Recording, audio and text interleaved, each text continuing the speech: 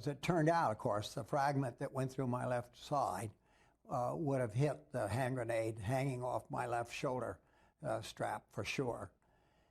When we assembled on the morning of the 4th, we moved down a sunken road to get ready to make the attack, and we were preceded by a barrage that lasted, probably half an hour, 40 minutes. A tremendous barrage of many artillery pieces.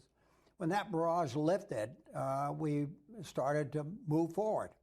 But the Germans, who had been digging in for a few days before this, were now coming back out of their holes and returning fire, and the fire was extremely intensive. I was a forward observer. That was my role, and that forward observer role is to direct artillery fire by radio in support of infantry attacks. And he turned to me and said, we need the barrage to start again. So I got with my radio man. We put the radio on, didn't work. I mean, that is, we couldn't make any contact, which was not unusual. They were FM line of sight radios and rarely worked too well.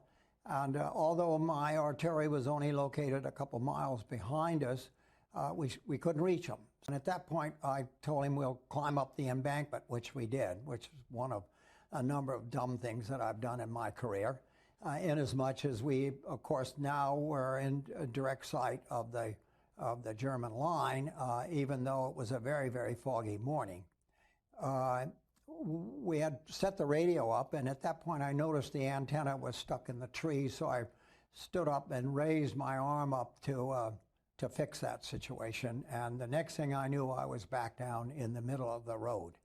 And in being knocked down in the middle of the road, I bruised some ribs, so that pain became effective right away. My left arm was stuck up in the air, and my only thought at that point was to get back up on the side of the road and see how the radio man was, which I did.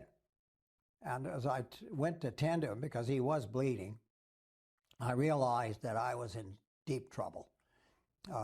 And as a result of that, I began to make my way back along the side of the road as best I could. What had happened to me was that a fragment of a shell which had landed right by us, about the size of a 50-cent piece, had entered me through underneath my left armpit and had exited my body just below the shoulder. Real stories, real voices. Subscribe to Gold Reels, American Archives, and be part of the legacy.